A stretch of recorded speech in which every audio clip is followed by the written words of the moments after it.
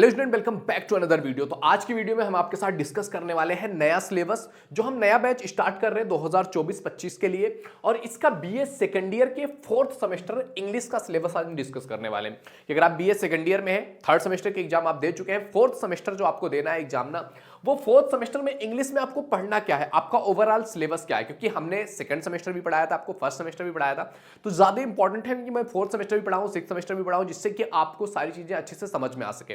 और आप जिस भी ईयर में है, जो भी आपका सेमेस्टर है, जो भी आपका सब्जेक्ट है, उसके अकॉर्डिंग आपको प्लेलिस्ट मिल जाएगी। तो डेफिनेटली आपको प्लेलिस्ट में चेकआउट करना है कि आपका पूरा सिलेबस क्या है, आपको क्या क्या चीजें पढ़नी है, वो पूरा सीरीज में आपको प्लेलिस्ट में मिल जाएगा।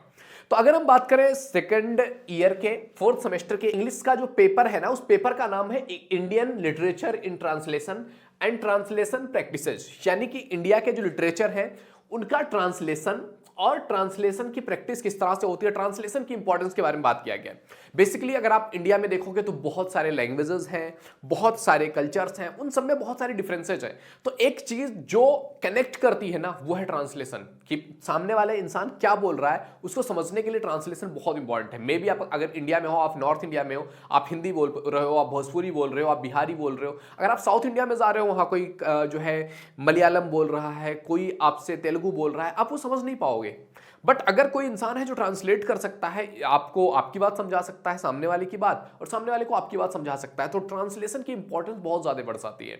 ओके, तो हम इस पूरे पेपर में ट्रांसलेशन के बारे में, ट्रांसलेशन के रिगार्डिंग, हमारे इंडियन जो लिटरेचर्स हैं उनके ट्रांसलेशन के रिगार्डिंग ही चीजें हमको समझने हैं।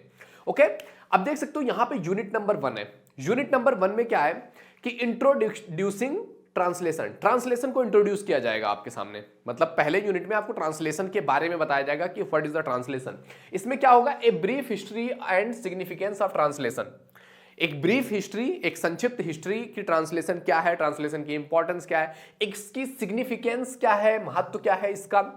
इन a multi lingual and multi cultural society like India, मतलब भारत जैसे मल्टी लैंग्वेज, यानी कि जिसमें बहुत सारे लैंग्वेजेस हैं, बहुत सारे मल्टी कल्चरल सोसाइटी जो भारतीय है, इस सोसाइटी में ट्रांसलेशन का इंपॉर्टेंस क्या है और हिस्ट्री क्या रही है भारत में ट्रांसलेशन की। और तो पहला पॉइंट तो ये आपको पढ़ना है, इंट्रोड्यूसिंग ट्रांसलेशन, ट्रांसलेशन के बारे में ब्रीफ हिस्ट्री, सिग्निफिकेंस, भारत जैसी कंट्री में इसकी इंपॉर्टेंस क्या है, इसके बारे में पढ़ना है। सेकंड जो आपको पढ़ना है वो पढ़ना है आपको literal translation and free translation, literal translation versus free translation. अब ये क्या होता है लिटरल वर्सेस फ्री?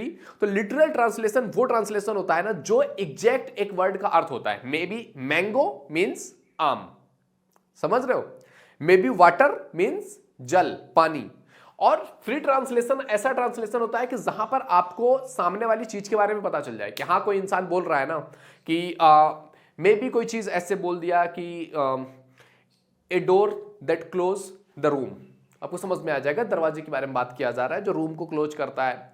या फिर आपसे बोल दिया गया ए मशीन दैट कैन राइट, तो आप समझ सकते हो कि हाँ, कलम के बारे में बात किया जा रहा है। समझ रहे हो? तो मतलब एग्जैक्ट वर्ड का ट्रांसलेशन के बारे में बात नहीं किया जा रहा है कि पेन के बारे में बात किया जा रहा है, उसको दूसरे वर्ड्स में जिससे समझ में आ जाए सामने वाले इंसान को कि हाँ, ये इस लैंग्वेज में क्या बोल रहा है। समझ रहे हो? तो ये कहते हैं फ्री ट्रांसलेशन, कि आप अपनी मर्जी से अपने हिसाब से ट्रांसलेट कर सको और समझ सको चीजें क्या हो रही हैं। तो ये फ्री ट्रांसलेशन और लिटरल ट्रांसलेशन में डिफरेंस क्या है वो हमको बात करनी है। तो ये सारा कुछ हमको पढ़ना है यूनिट नंबर 1 में। ओके, यूनिट नंबर 2 में आपको पढ़ना है using tools of technology of translation, यानी कि ट्रांसलेट करने के लिए कौन कौन से टूल्स एंड टेक्नोलॉजीज का यूज किया जा सकता है। क्योंकि ट्रांसलेशन एक तो ये हो सकता है कि कोई इंसान है जो 2 लैंग्वेजेस को जानता है और एक को ट्रांसलेट करके दूसरे को बता रहा है, या फिर आज के टाइम पीरियड में बहुत सारी एप्स हैं, बहुत सारी चीजें हैं जिनसे आप ट्रांसलेट कर सकते हो। आप इन चीजों का यूज भी कर सकते होगे, आपने एप्स भी डाउनलोड कर रखा होगा कि ट्रांसलेट कैसे करें एक लैंग्वेज से दूसरे लैंग्वेज में। ओके, तो ये चीज है ट्रांसलेशन। जैसे कि आप कंप्यूटर एंड मोबाइल ट्रांसलेशन, बहुत सारे कंप्यूटर पे ऐप्स हैं, बहुत सारी मोबाइल पे ऐप्स हैं, और उनका ट्रांसलेशन किस तरह से वर्क करता है, एक लैंग्वेज से कई सारे लैंग्वेजेस में आपको ट्रांसलेट करके दे सकता है चीजें।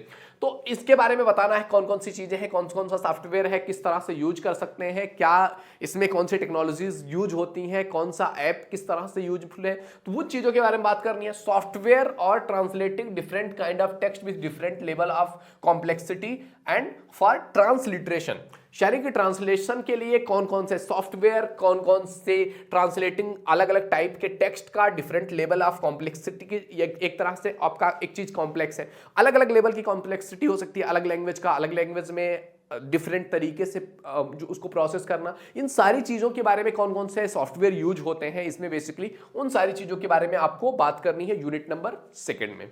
ओके, यूनिट नंबर 3 की बात किया जाए ना, तो यूनिट नंबर 3 में आपको पढ़ना है फिक्शन। फिक्शन मीन्स एक तरीके से कहानियां होती हैं।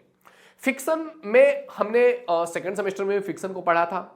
ओके, तो फिक्शन में क्या होता है कि आपकी एक कहानी है, जैसे कि रविन्द्रनाथ टैगोर है, इनकी एक कहानी थी जिसका नाम था the home and the world. इनका एक फिक्शन था the home and the world, किसका? रविन्द्रनाथ टैगोर का। अब इसको ट्रांसलेट किया है किसने? सुरेंद्रनाथ टैगोर ने। तो इस कहानी के बारे में आपको पढ़ना है कि कहानी क्या थी, किस लैंग्वेज में थी। रविन्द्रनाथ टैगोर में भी मराठी लैंग्वेज में उन्होंने लिख दिया हो या गुजराती लैंग्वेज में लिखा था। तो रविन्द्रनाथ टैगोर ने the home and the world जो लिखा हुआ था, इसको ट्रांसलेट करके सुरेंद्रनाथ टैगोर ने इंग्लिश में ट्रांसलेट किया हुआ है। तो ये क्या है, इस कहानी के बारे में पूरा हमको समझना और पढ़ना है। तो आपका जो सिलेबस है ना, इसमें ये है, और अथवा करके एक और कहानी दिया हुआ है अमृता प्रीतम का। अमृता प्रीतम की कहानी है पिंजर, काफी फेमस काव्य और बहुत अच्छा है। इस पे एक मूवी भी है, मनोज बाजपेयी की मूवी है, आप जाकर के देख सकते हो सर्च करके पिंजर। ये मूवी जो है अमृता प्रीतम ने लिखा हुआ है, मतलब इस कॉन्सेप्ट को, इस फिक्शन को, जिसको इसका नाम क्या है? पिंजर, जिसमें the scalene and other stories है, स्केल्टन की और दूसरी स्टोरी जिसमें कनेक्ट होती हैं। एंड इसको ट्रांसलेट किया है खुशवंत सिंह ने दूसरे लैंग्वेज में। तो किस तरह से ट्रांसलेशन यूज हुआ है, कौन कौन सी चीजें यूज हुई है, इन सारी चीजों के बारे में इन दोनों फिक्शंस में से एक आपको करना होगा, एक चीज के पीछे आपको समझना होगा, अच्छे से जाना होगा। तो यह है यूनिट नंबर 3। यूनिट नंबर 4 में आपको जो पढ़ना है ना, वो पोएट्री के बारे में पढ़ना है। यूनिट नंबर 4 में आपको क्या पढ़ना है? पोएट्री के बारे में पढ़ना है, जिसमें आपको जयशंकर प्रसाद की पोएट्री के बारे में पढ़ना है। जयशंकर प्रसाद की एक बहुत फेमस पोएट्री है आंसू, जिसका जब ट्रांसलेट किया गया है ना, तो उसको आंसू को इंग्लिश में ट्रांसलेट करके द गार्डन ऑफ लोनलीनेस लिख दिया गया है। नाम, इसका नाम चेंज होकर आंसू को जब ट्रांसलेट हुआ तो द गार्डन ऑफ लोनलीनेस, और इसको ट्रांसलेट करने वाले हैं चार्ल्स एस जे व्हाइट। चार्ल्स एस जे व्हाइट ने आंसू जो कविता थी उसको ट्रांसलेट करके द गार्डन ऑफ लोनलीनेस लिखा हुआ है। ओके, अथवा ये आपको करना है, या फिर कबीर दास की the English writing of Rabindranath Tagore. Rabindranath Tagore की इंग्लिश राइटिंग, ये कबीर की रचना थी। तो ये 1994 में इसको पब्लिश किया गया, इसकी पहला एडिशन, पहला वॉल्यूम का पहला एडिशन। इसमें जो है शिशिर कुमार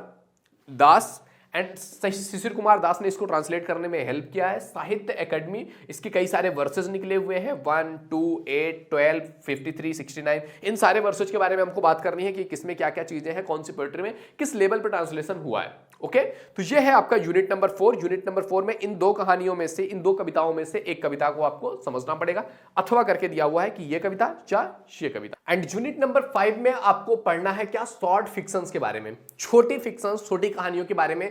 जैसे भीष्म साहनी जी की कहानी है अमृतसर आ गया। इन्होंने अमृतसर के बारे में लिखा है कि अमृतसर में के बारे में, अमृतसर में क्या क्या चीजें होती हैं। अमृतसर आ गया बेसिकली इनका एक कहानी है। इसके बाद महाश्वेता देवी की कहानी आपको इसमें शॉर्ट फिक्शन में पढ़नी है, जिसका नाम है द हंट। महाश्वेता देवी की एक कहानी आपको थर्ड सेमेस्टर में भी पढ़ने को आई थी।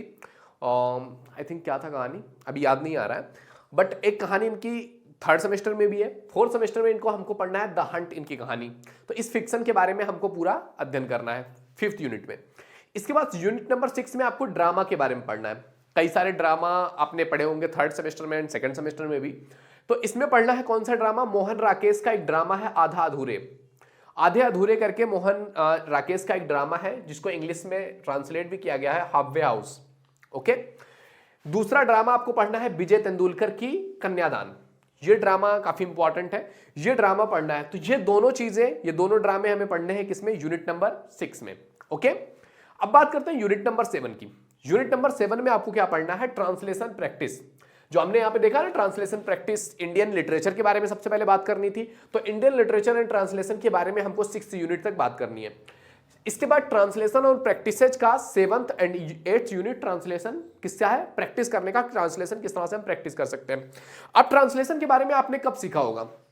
ट्रांसलेशन के बारे में बेसिकली आपने क्लास 6 से डिटेल से सीखना स्टार्ट किया होगा। किसी चीज को हिंदी टू इंग्लिश कैसे ट्रांसलेट करते हैं, बेसिकली हम इंडियंस हैं, हिंदी तो हमने सीखी है, तो इंग्लिश में ट्रांसलेट किस तरह से करते हैं ये आपने सिक्स सेमेस्टर कह रहा हूँ, सिक्स में जब आप गए होंगे तब से सीखा होगा आपने कि ट्रांसलेशन क्या होता है। टेंस 3 तरह के होते हैं, उनके अपने 4 पार्ट्स होते हैं, उनके 5-5 तरह के वाक्य बनते हैं, ये सारा कुछ आपने सीखा होगा। अगर नहीं सीखा है तो भी आपको यहाँ पर सीखने की जरूरत है, तो सीख लीजिएगा। अगर आपको जरूरत होगी तो कमेंट में कर दीजिएगा, मैं एक लाइन से आपको पूरा सिखा दूंगा कि टेंस किस तरह से करते हैं, किस तरह से आप ट्रांसलेट करते हैं। तो बेसिकली हमको ट्रांसलेशन का प्रैक्टिस करना है। इसमें आपको मिलेगा 1 पैसेज फॉर ट्रांसलेशन।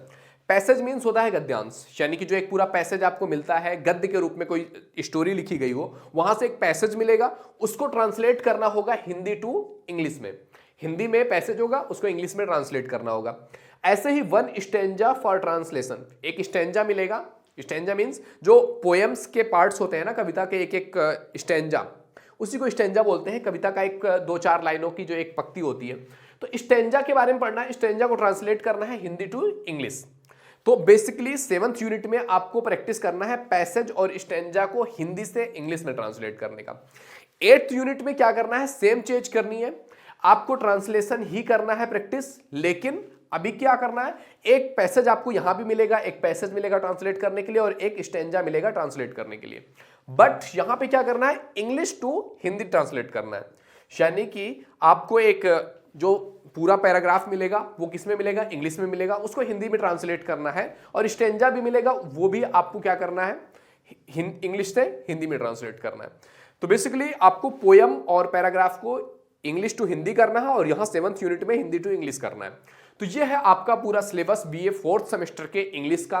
नया बैच जो हम स्टार्ट कर रहे हैं इंग्लिश का, यह है Indian literature in translation and translation practices. तो ये सारा कुछ आपको ओवरऑल पढ़ना है। तो आई होप वीडियो तुम्हें समझ में आया होगा। ये सारा कुछ हम धीरे धीरे आपको एक एक क्लास में कवर कराते रहेंगे, तो चैनल के साथ जुड़े रहिए। एंड आने वाली वीडियोज का आपको नोटिफिकेशन मिलता रहे, इसके लिए चैनल को सब्सक्राइब करके बेल आइकन जरूर हिट कर लीजिएगा।